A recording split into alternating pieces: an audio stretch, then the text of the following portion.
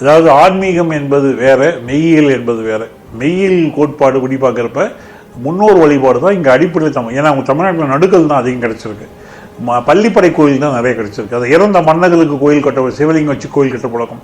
அப்போ வையத்துள் வாழ்வாங்கு வாழ்பவரை வானொலிக்கும் தெய்வத்தில் வைக்கப்படும், இதுதான். அதேமாதிரி முறை செய்து வாழும் மன்னனுக்கு இறை என்ற பெயர் வைக்கப்படும். இந்த அடிப்படையில் மருது நாகரிகம் உங்களுக்கு தெரியும், உலகம் முழுக்கும் மலைகள் இருக்குது, உலகம் முழுக்கும் முல்லை நில காடுகள் இருக்குது, உலகம் முழுக்க கடல் இருக்குது.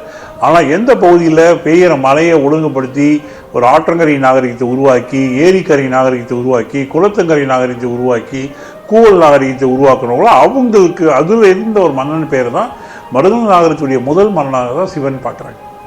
சிவன்றது வெப்பம்னு சொல்லுவாங்க, ஆனால் சிவன்றது அந்த முதல் மன்னனாக, அது இறையனாராக பொருளுடைய உரையிலே அதை பற்றி குறிப்பிட்டிருக்காங்க. அதாவது 3 சங்கங்கள் இருந்திருக்கு. அந்த முதல் சங்கத்தில் 400 சொச்சம் புலவுகளை வச்சுக்கிட்டு முதல் சங்கம் அமைச்சிருக்காங்கன்னு பதிவு பண்ணுறப்ப அதை நம்ம மறுக்கிறதை விட அதை இன்னும் ஆராய்ச்சி செய்வது நல்லது. அப்போ நம்முடைய முதல் மன்னன் சிவன்ற பேர் காலங்கள்லாம் வந்திருக்கு. ஏன்னா இலங்கையுடைய அந்த பௌத்த மதத்துக்கு தழுவுற மன்னனுடைய அப்பா பேரே மூத்த சிவன். அப்போ இந்த சிவன்ற பேர் காலங்காலமாக எப்படி வந்திருக்குன்னு பார்க்குறப்ப அது மருது நாகரிகத்தை தோற்றுவித்த ஒரு மன்னனுக்கு நம்ம கொடுக்குற மரியாதை பேராகவும் அந்த மன்னனை நம்ம இறைவனாக காணக்கூடிய நன்மையும் வருது. அதே மாதிரி தென்னாடுடைய சிவனை போற்றி, அது என்னென்னா தென்னாடுன்னா உங்களுக்கு கடலில் மூழ்கி இருக்குது, தென்கடல் வளாகம் சொல்லக்கூடிய தென்புலத்தார்.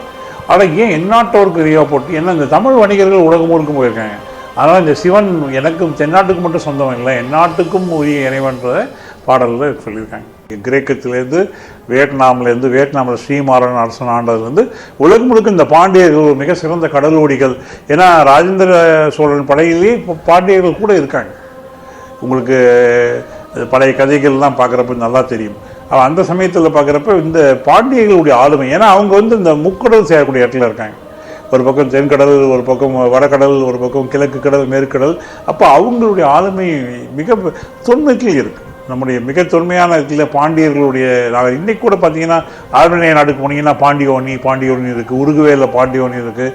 அதே மாதிரி அர்ஜென்டினாவில் ஒரு டென்னிஸ் பிளேயர் இருக்குது, நல் பாண்டியன் பேர் வச்சுருக்காரு. அந்த பாண்டியன் சீனாவில் பாண்டியன் ஊர் பேர் இருக்குது. அந்த மாதிரியான விஷயங்கள் நிறையவே இருக்குது உலகம் முழுக்கும். அதனால் பாண்டியர்கள் இந்த தமிழக மூவேந்தர்களில் மிக சிறப்பானவர்கள் பாண்டியர்கள் எந்த வித ஐயமும் கிடையாது. அப்போ அந்த பாண்டியர்களுடைய வரலாறு கடலும் முல்லை நிலமும் குறிஞ்சியும் சார்ந்த வரலாறு.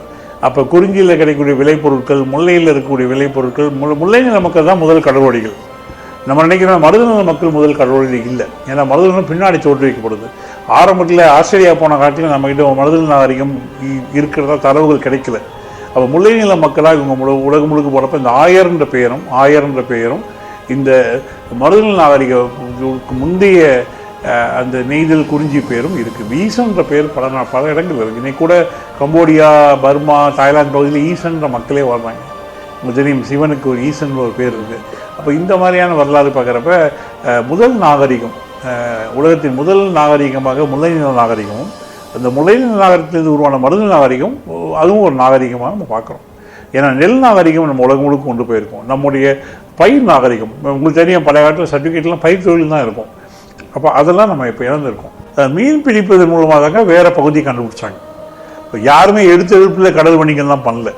இப்போ ஒன்றும் இல்லை, தவறி இங்கேருந்து மலேசியா அக்கரைசி சொல்லக்கூடிய மலேசியாவுக்கு போனவங்க, தவறி ஈஜிப்துக்கு போனவங்க, அந்த மாதிரி கடல் நீரோட்டத்தில் உங்களுக்கு மீன் பிடிச்சிட்டு இருப்பாங்க, நீரோட்டம் வேறு இடத்துல கொண்டு போய் விட்டுரும். அப்புறம் வழியை படிப்போம். அதுக்கு தான் நான் சொன்ன மாதிரி ஆமைகள் வழியில் தான் அவங்க 2 வழி கண்டுபிடிச்சாங்க. முதல்ல ஒரு வழியில் ட்ரிப்ட் ஆகி போனாங்க, ஆஸ்திரேலியாவுக்கு போனாங்க, ஒரு வழியில் போனாங்க, திரும்பி வர தெரியல. ஒரு 10,000 கிலோமீட்டர் போனவங்களுக்கு திரும்பி ஊருக்கு வர தெரியல. அப்போ இந்த ஆமைகள் போகிற வழியை கவனிச்சுக்கிட்டு அந்த அலுவம் சொல்லக்கூடிய அந்த நீரோட்டத்தில் போகிறவங்க தான் அதுக்கான பாதைகளை கண்டுபிடிக்கிறாங்க. அப்போ அடிப்படையில் கடலோடிகள் அடிப்படையில் மீன் பிடிக்கிறவங்களா இருந்திருக்காங்க, மீன் வேட்டையாடுறவங்களா இருந்திருக்காங்க. இன்றைக்கி கூட உலகத்திலே சுறா மீன் வேட்டையாடுற பெருமை கன்னியாகுமரியில் இருக்க தூத்தூர் மக்கள் தான் இருக்குது. இன்றைக்கும் அவங்களால அந்த கடலில் சுறா மீன் மட்டும் பிடிக்க போகிறாங்க. இப்போ அந்த மாதிரியான விஷயங்கள் அடிப்படையில் ஆழ்கடல் மீன் பிடிக்க சென்றவர்கள் கடல் வணிகர்களாக பிற்காட்டில் மாற்றப்பட்டுங்க. ஏன்னா அவங்க தெரியும், கோவலன் தன்னுடைய மகளுக்கு ஏன் மணிமேகலைன்னு பேர் வைக்கிறான்னா, அவன் அந்த தாய்லாந்து கடலில் போயிட்டு வந்த சமயத்தில் அவங்களுக்கு அந்த கடல் தேவதை காப்பாற்றினாங்க. அந்த மணிமேகலை தெய்வத்தை அவன் குழந்தைக்கு பேர் வைக்கிறான். இன்றைக்கும் தாய்லாந்து கம்போடியாவில் மணிமேகலை தெய்வத்தை லைட்னிங் கார்டன் கும்பிட்றாங்க.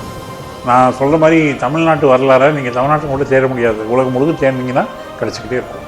அதாவது இவங்க அந்த காலத்தில் குறிஞ்சியில் இருந்தாலும் மலையிலிருந்து உயரமான இடத்துலேருந்து பாதுகாக்க. இப்போ ஒன்றும் இல்லை, இப்போ நீங்கள் திருச்சிக்கு போனால் மலைக்கோட்டையிலேருந்து திருச்சியை பார்க்கலாம்.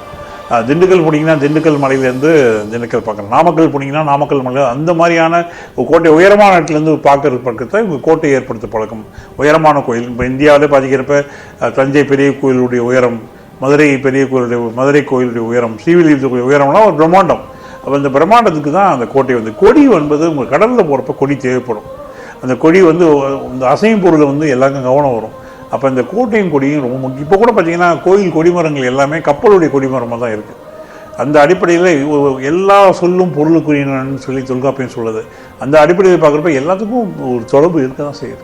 சென்னைக்கு பழைய பேர் வந்து திரையர் நாடு, அதுக்கப்புறம் தொண்டைமா நாடாக மாறுது, அப்புறம் பல்லவர் நாடாக மாறுது, அருவாளர் நாடு அருவாதரை நாடாக மாறுது, அப்புறம் ஆற்காடு நோவாம்புடி சொந்த இடமா இருக்குது, நாயக்கர்கள் இடமா இருக்குது, அதுக்கப்புறம் பிரிட்டிஷ்காரன் இடமா இருந்து இப்போ நம்ம சென்னையாக இருக்குது. மெட்ராஸாக இருந்து இப்போ சென்னையாக மாறுது. அந்த மாதிரி தான் உலகம் வந்து எல்லைகள் இல்லாத உலகத்தில் ஆட்சியும் சமயமும் வணிகமும் உலகத்தை பிரிக்க தூங்குச்சு. அதுடைய இப்போ நானும் நீங்களும் ஏன் ஆங்கிலம் பேசுகிறோம்? பருத்தி வாங்க வந்தாங்க, அவங்க பேசின மொழியே நம்ம பேசுகிறோம். பருத்தி வாங்க வந்தாங்க, அவங்க கும்பிட்ட சாமியை மக்கள் கும்பிட ஆரம்பிச்சிருக்காங்க. இதுதான் உலகம். அதனால் நமக்கு வந்து மாற்றங்கள் வந்துக்கிட்டே இருக்குது. அந்த மாற்றங்கள் வந்து என்னென்ன பெரிய விஷயங்கள் எப்போ யார் அனுபவிக்கும். ஏன்னா அவங்களுக்கு தெரியும், உலக நாடுகள் வரலாற்று நீங்கள் எடுத்து பார்த்தீங்கன்னா உங்களுக்கு உண்மை புரியும். நான்லாம் சிறு வயதில் யுஎஸ்எஸ்ஆர்னு ஒரு மிகப்பெரிய நாடாக நாங்கள் பார்த்தோம், சோவியத் யூனியன். இப்போ நீங்கள் அதெல்லாம் பார்க்கவே இல்லை. நீங்கள் பிரிக்கப்பட்ட 15 நாடு பார்க்குறீங்க. நாங்கள்லாம் வந்து ஒத்தை தைமூரை பார்த்தோம். இப்போ தைமூர் 2ஆக பிரிஞ்சிருக்கு. நாங்கள்லாம் ஒத்தை சொமாலியா பார்த்தோம், அதெல்லாம் சூடான் பார்த்தோம், அதெல்லாம் இப்போ 2ஆக பிரிய ஆரம்பிச்சிருக்கு. அந்த மாதிரி காலம் மாறிக்கிட்டே தான் இருக்குது. என்னுடைய தேடல் வந்து நிலம் பொழுதுங்க, டைம் அண்ட் ஸ்பேஸ் சொல்லுவாங்க. டைம் அண்ட் ஸ்பேஸ்னால் கடல் சூழ்ந்த இந்த நிலம், இதிலிருந்து உலகம் முழுக்கும் போன தமிழக்கூடிய பொழுது. இதுதான் என் ஆய்வுங்க. இந்த ஆய்வை தான் உங்களுக்கு விளக்க போகிறேன். இந்த ஆய்வில் பூமி எப்படி தோன்றுச்சு, பூமியில் மனிதர்கள் எப்படி தோன்றினாங்க, அந்த மனிதர்களுடைய அந்த வரலாறு என்ன. இப்போ சென்னை 1639 சென்னையில் 9000 பேர் தான் இருந்திருக்காங்க. மெட்ராஸில் இப்போ எவ்வளோ பேர் இருக்காங்க? 80 லட்சம் பேர் இருந்திருக்காங்க. இவங்கெல்லாம் எங்கேருந்து வந்தாங்க? அப்போ அதனால் மனித குல வரலாறு, மனித குல வரலாற்றில் தமிழர் வரலாறு, அந்த தமிழர் வரலாற்றில் அதுடைய உண்மை நிலை என்ன. இன்றைக்கி உலகம் முழுக்க எத்தனை நாட்டில் தமிழர்கள் வாழ்கிறாங்க, எத்தனை நாட்டில் புலம்பெயர்ந்து வாழ்ந்துருக்காங்க. இப்போ நீங்கள் நினைக்கிறீங்க எல்லா தமிழர்கள் எல்லாமே இந்தியா பாஸ்போர்ட்டில் போனவங்க. அப்படி கிடையாது. இலங்கை பாஸ்போர்ட்டில் போனவங்க இருக்காங்க, சிங்கப்பூர் பாஸ்போர்ட்டில் போனவங்க இருக்காங்க, மலேசியா பாஸ்போர்ட்டில் போனவங்க இருக்காங்க, 114 நாட்டு பாஸ்போர்ட்லேருந்து உலகம் முழுக்க புலம்பெயர்ந்துருக்காங்க. இங்கிலாந்தில் உலகத்திலே மிகப்பெரிய பணக்காரர் ரிச்சர்ட் பிரான்சன், அவர் வந்து வர்ஜின் ஏர்வேஸ் ராக்கெட் ஓடுற அளவுக்கு பெரியார். அவர் சொல்கிறாரு, என்னுடைய பூர்வீகம் வந்து தமிழ்நாட்டில் இருக்க கடலூர்னு சொல்கிறார். நம்புவீங்களா? எங்கள் முன்னோர்கள்லாம் இங்கிலாந்துலேருந்து வந்தப்போ ஒரு தாத்தா வந்து தமிழ்நாட்டு பொண்ணை கல்யாணம் பண்ணிக்கிட்டார், கடலூர் பொண்ணை கல்யாணம் பண்ணிட்டார், அதனால் நானும் ஒரு தமிழ்நாட்டுக்காரன் வந்து பதிவு பண்ணியிருக்காரு. அந்த மாதிரியான வரலாறு உலகம் முழுக்க இருக்குது. ஏன்னா இப்போ ஆய்விலேயே என்ன சொல்லுதுன்னா, உலகம் முழுக்கும் 27 நாகரிகம் எல்லாம் சொல்கிறாங்க. சிந்துவெளி நாகரிகம் சொல்கிறோம், ஈஜிப்ட் நாகரிகம் சொல்கிறோம், சுமேரிய நாகரிகம் சொல்கிறோம், அதே மாதிரி கொரியா நாகரிகம், ஜப்பான் நாகரிகம், கிரேக்க இதெல்லாம் சொல்லிகிட்டே போகலாம். அந்த நாகரிகத்தில் யாருடைய நாகரிகம் உலகம் முழுக்க இருக்குன்னு நல்லா பார்த்தீங்கன்னா தமிழர் நாகரிகம்.